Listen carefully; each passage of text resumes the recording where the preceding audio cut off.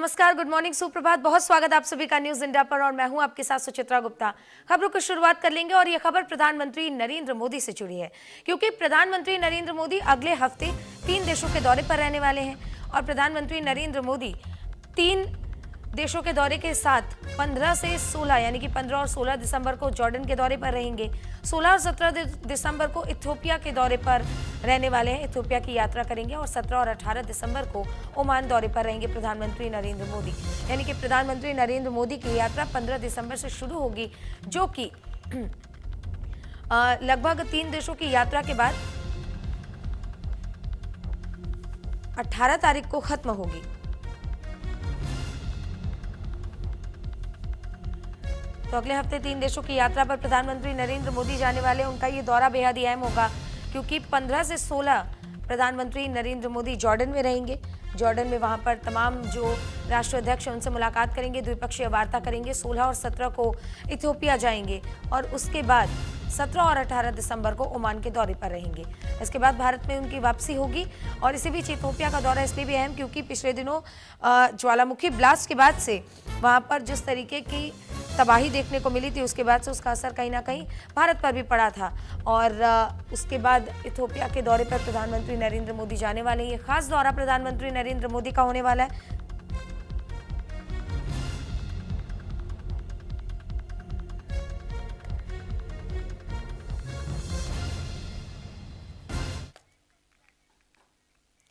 आगे बढ़ेंगे।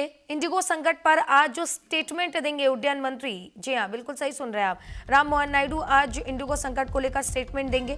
लोकसभा में स्टेटमेंट देंगे उड्डयन मंत्री राम मोहन नायडू और लोकसभा में 12 बजे स्टेटमेंट देंगे राम मोहन नायडू। ये बड़ी खबर इसलिए भी हो जाती है क्योंकि पिछले दिनों लगभग 1 हफ्ते का वो समय जब इंडिगो का संकट गहराता गया और कई लोगों को, कई लाख लोगों को, कई यात्रियों को इसमें दिक्कत हुई, परेशानी हुई। लेकिन अच्छी बात ये रही कि लगभग 600 करोड़ से ज़्यादा का रिफंड जो है इंडिगो ने लोगों को किया है। बैगेजेस लौटाने अब शुरू कर दिए हैं। धीरे धीरे जो उड़ानें हैं वो पटरी पर तो लौट रही हैं, लेकिन अभी इसमें समय लगेगा, क्योंकि कल भी लगभग 200 से ज़्यादा उड़ानें रद्द की गई थी। और इन तमाम चीज़ों को लेकर जो जांच चल रही है, उस जांच को लेकर और आने वाले समय में ऐसी अगर एयरलाइन संकट को लेकर उड्डयन मंत्री आज जवाब दे सकते हैं। डीजीसी इसको लेकर क्या नियम तय करेगा कि अगर किसी एयरलाइन कंपनी को दिक्कत हो रही है, कोई परेशानी हो रही है, तो ऐसे में वो ज़्यादा से ज़्यादा बुकिंग्स जो है वो ना ले, ताकि लोगों को परेशानी ना हो। इन तमाम चीज़ों को लेकर आज लोकसभा में उड्डयन मंत्री स्पष्ट अपना स्टेटमेंट देंगे, क्योंकि जांच लगातार जारी है। और क्योंकि डीजीसीए ने इंडिगो को नोटिस भी जारी किया था, उस नोटिस को लेकर जो जवाब आया उसको लेकर भी आने वाले समय में, यानी कि अब से थोड़ी देर में लोकसभा में जब कार्यवाही शुरू होगी तो उड्डयन मंत्री अपना जवाब देते हुए नजर आएंगे। हालांकि आसार तो ये भी है कि उनके जवाब के बाद विपक्ष घेरता हुआ उनको नजर आने वाला है, क्योंकि उड्डयन मंत्री के काम को लेकर और इस तरीके के इंडिगो संकट को लेकर इस वक्त सरकार को विपक्ष घेरने का काम कर रहा है। और लोकसभा में इस चर्चा के दौरान जब स्टेटमेंट उड्डयन मंत्री देने वाले हैं तो उसको लेकर भी यह है कि विपक्ष ने तमाम रणनीति जो है वो बना रखी है। अब आज ये स्टेटमेंट उड्डयन मंत्री देने वाले हैं कि आखिर क्या दिक्कत थी और क्या परेशानी थी जिसकी वजह से ये दिक्कत हुई है। देखिए, देश की सबसे बड़ी एयरलाइन इंडिगो ने सोमवार को डीजीसीए को शो कॉज नोटिस का जवाब दिया।